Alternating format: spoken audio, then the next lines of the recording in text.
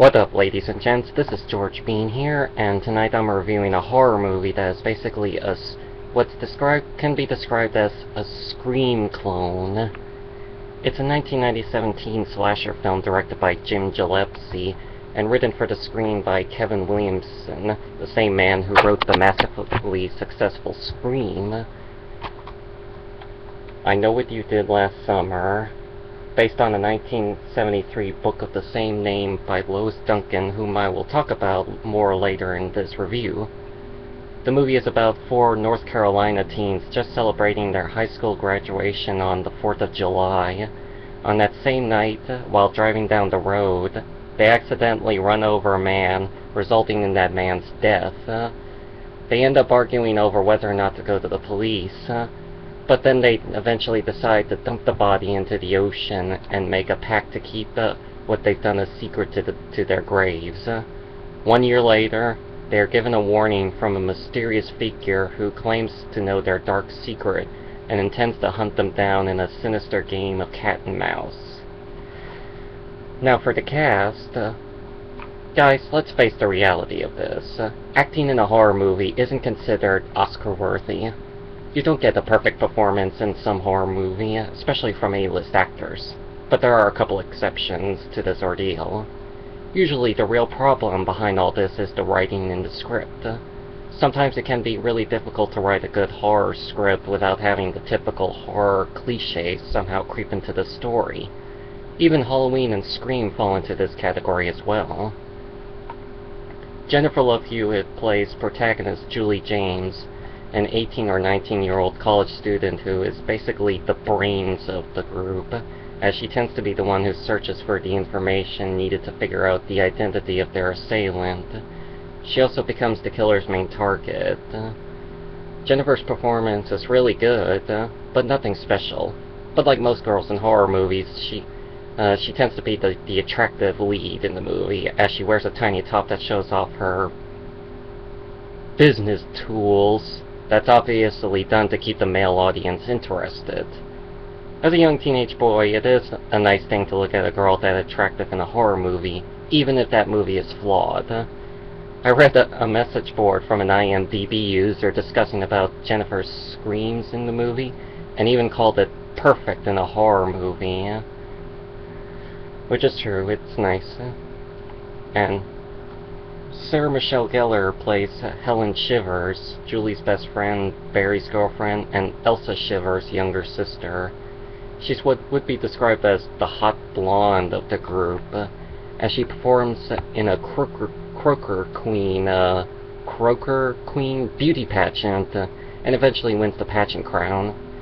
Sarah is also the other attractive girl in this movie for the male audience, but her performance is really good too, as you watch her break down in tears and even run in a pageant dress.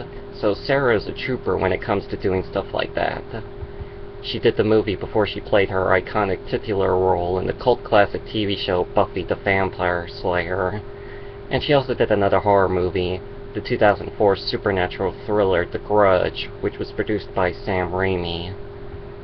And Ryan Phillippe plays Barry Cox, Helen's boyfriend and Ray's platonic friend. You can describe him as the douche football jock, as he tends to have a negative attitude even towards his own friends. It makes you have this desire to see him get killed off, and thankfully he does. This type of desire has been done many times in other horror films, as there tends to be an antagonistic character whom you want to see get killed off in a fashionable way. Ryan plays the character really well, but he in reality is, I believe, a really nice guy, as it is proven in a role he plays in the 2004 World War II drama Flags of Our Fathers, which was directed by the legendary Clint Eastwood. And Ryan is really good in the role, even though he plays it like a prick. Freddie Prinze Jr. plays the character Ray Bronson, Julie's on-again, off-again boyfriend, who apparently loves her no matter what. Ray is, in my personal opinion, really a likable person, as he's shown as the loner of the group who is having personal problems he's going through, much like what we go through in our lives. He's broke. While Freddy plays the character with a sympathetic side, I sometimes feel he doesn't show as much emotion as he should be, as he comes off as a robot in some of his scenes. He's almost like the Keanu Reeves in the horror movie. No offense to Keanu or Freddy. What's really cool is that he and Sarah Michelle Gellar met while making this movie, and they eventually fell in love and are now to this day married. And they even did the 2 live-action Scooby-Doo films, the first one in 2002, the sequel in 2004. If you wanted to check out those two in those movies, it's worth the watch. What I'm about to say about the killer is going to have a big spoiler on the killer's identity, so I'll let you know when the spoiler is going to come up. The killer is known as the Fisherman, as he dons a slicker suit and hat covering his identity. His weapon of choice is a fishing hook about this big. His apparent motive for targeting the 4 teenagers is that he somehow has a connection to the accidental murder of the man they ran over a year earlier. So here comes the big spoiler, so if you haven't seen the movie yet, but you still want to be surprised, you can skip to this time, right here. So, here goes. The Fisherman is revealed to be Ben Willis, played by Muse Watson. He's the man they accidentally ran over, and is shown to not only still be alive, but is their assailant as well. We are never given a motive for his specifically targeting Julie, and that sometimes frustrates me. But it's probably because the horror movie cliché said so. Muse plays the villain as well as he could, as his character appears briefly in the film, appearing supposedly dead from the car accident in the first act, and only appears largely in the finale when his identity is revealed. He's not as popular as the Ghostface Killer or Michael Myers, but he will still be remembered as the best villain out of all the villains in the series of post-Scream films. Also on a trivia note, when the 4 leads dump the supposedly dead Ben Willis into the ocean, they argue over whether or not to check the man's wallet to see who he was. Barry ends it with saying, "Let's just say he's some escaped lunatic with a hook for a hand and we're doing everybody a favor." So, that's what inspired Ben to don the fisherman suit and use the hook as a weapon. When you hear that, keep that in mind. So now the supporting cast. The character of Missy Egan is played by Anne Heche, who plays her in a sinister way towards the protagonist, and even possibly suspected of being the fisherman, though it's revealed she actually wasn't. Anne plays the character brilliantly, and is even considered as the best character in the movie, based on what I heard. Max Newrick is played by Johnny Galecki, who is also in the 2 TV shows, Roseanne, and the most popular, The Big Bang Theory. Max is a friend to the 4 teens, and even attempts to hit on Julie, much to no avail. He's also bullied on by Barry a couple of times in the movie. Because he passed by them on the road right after they accidentally ran over the man, he's at one point suspected of being their assailant, until he is killed off by the fisherman himself. Johnny plays the role well with as little as he is given. It is stated that his death scene was filmed as an addition for the film, based on the insistence of the studio, who wanted a death scene early in the movie, and to show how much of a threat the fisherman is to the 4 leads. I think it would have been a lot better if they didn't include Max's death in the film, and instead keep us thinking that he may be the fisherman, and possibly still keep the scene of his dead body in Julie's trunk as a way of scaring us. But, studios, they can't be trusted. When you think about it more, you can easily describe the 5 main characters as the stereotypical characters you find in almost every horror movie in existence. Julie is the smart girl or final girl. Ray is the loner. Helen is the blonde girl. Ray is the jock. And the fisherman is obviously the killer. So, as for the development of this movie, before he wrote the massively successful Scream, Kevin Williamson, who was a struggling writer at the time, wrote the script for this movie, but couldn't find a studio that could buy the script. After Scream became an unexpected hit to both critical and box office terms, Columbia Pictures immediately bought Kevin's Last Summer script, and it was made within a year, and was released to theaters on October 17, 1997, to a mixed reception from critics, but was commercially successful, earning $125 million worldwide at the box office, against a $17 million budget. Jim Gillespie was hired to direct the film, after having impressed the producers with his thriller short film Joyride. This is Gillespie's first feature film as a director. He would later go on to direct 2 movies, the detective thriller Detox, or ICU, in 2002 starring Sylvester Stallone, and the voodoo horror film Venom in 2005, which was produced by Kevin Williamson. During an interview, Jennifer revealed that they had a running joke while making the movie, since she and the other actresses wore tiny tops in the movie. They called the film I Know What Your Breasts Did Last Summer, which is honestly really funny. At least she has a sense of humor about herself. And this movie also draws inspiration from an old urban legend called The Hook, which was about a young couple on a lover's lane receiving news from their radio that an escaped mental patient with a hook for a hand is on the loose. The girlfriend insists to go home, much to the frustration and aggravation to the boyfriend. Upon parking at home, they find on the handle of one of their car doors a bloody hook obviously torn off as they were driving away. If you want to check out that urban legend, you should check it out on wikipedia.org as one of the either The Hook urban legend or List of Urban Legends. As a film adaptation, it is very different from its novel counterpart, only keeping the title, the skeletal premise, and the 4 main characters. That's it.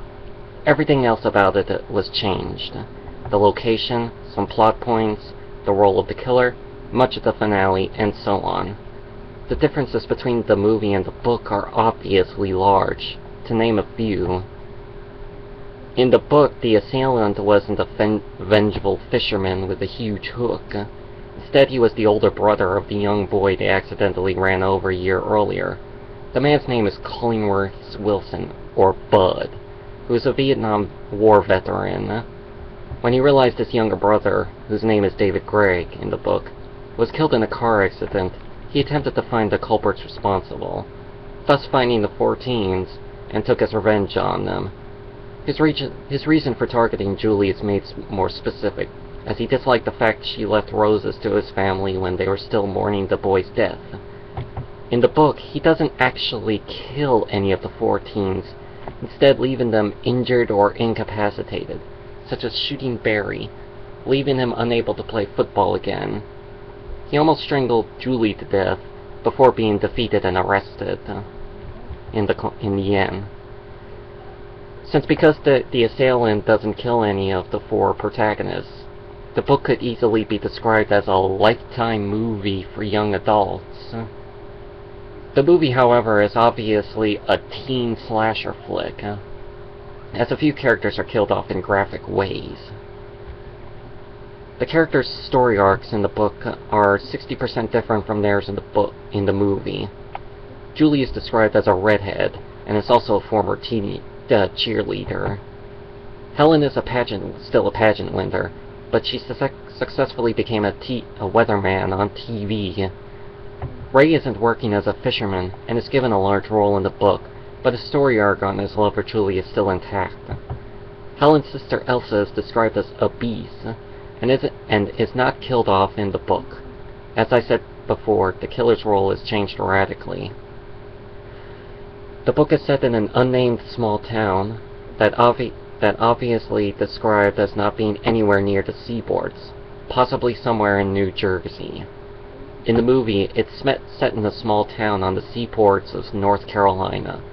The choice of setting that in that state involves fishing is Kevin's, as he revealed his father was once a fisherman and owned a trawler boat, which is what the movie's finale is set on. Author Lois Duncan has stated that she fiercely dislikes the movie, based on the reason that the filmmakers turned her suspense novel into a slasher film. She especially distasted it in the wake of her 18-year-old daughter's tragic murder in 1989. Which is a shame. Also, if any of y'all get the chance to read any of her books, try out 3 of them. I Know What You Did Last Summer, Killing Mr. Griffin, and Ransom. I read those 3 books when I was in high school, and I gotten perfect scores for them. And they're really good books to read, if you have the chance. Despite the mixed critical reception, Jennifer Love Hewitt's performance as Julie James was praised by an Entertainment Weekly columnist stating that Hewitt knows how to scream with soul. The movie went on to spawn 2 sequels, I Still Know What You Did Last Summer in 1998, with returning leads Jennifer Love Hewitt, Freddie Prinze, and Muse Watson, along with newcomers Brandy and Jack Black, whom I will never speak about in this review, or if I do a review on the sequel. The other sequel is I'll Always Know What You Did Last Summer in 2006 in a straight-to-DVD release, and has no relation to the previous films aside from the basic premise and the villain. There are no talks of Sony producing a remake of the 1997 film, with the possible approach of making it more faithful to the book. It is said that Oculus director Mike Flanagan has been hired to write and direct the remake. So we'll see. And it is set for 2015 or 2016 release. So we'll see what happens in the next year. So overall, is I Know What You Did Last Summer a decent horror movie? Honestly, yes. While it does have obvious flaws, and does fall into the horror movie cliche territory, but it overall is a decent scary movie to watch with your date on one late night. But it just eventually comes off as a blatant clone of Scream. What makes it hilariously ironic is the fact that Kevin Williamson wrote Scream, a movie that satires the horror movie cliches. And then he writes this movie, which is riddled with those said cliches. And look at this, on the front cover is a review from a critic. If you can't read it, then I'll read it for you. More laughs and chills than Scream. Yeah, right. Guys, we all know Scream is obviously the superior film compared to this movie. In every way. This is almost like a B-grade movie to enjoy. But in my rating, I would give this movie 6.5 stars out of 10, because the movie is very obviously flawed. It seems dated for its 1990s style, but it's not as bad as those other shitty slasher movies that rips off Scream, the low-budget, cheap-ass ones. And also, if you want to enjoy watching hotties Jennifer Love Hewitt and Sarah Michelle Gellar getting chased around by a psychotic fisherman, then this is the perfect choice for you. So thanks for watching, ladies and gents, and I'll see you next time on my next review. Peace!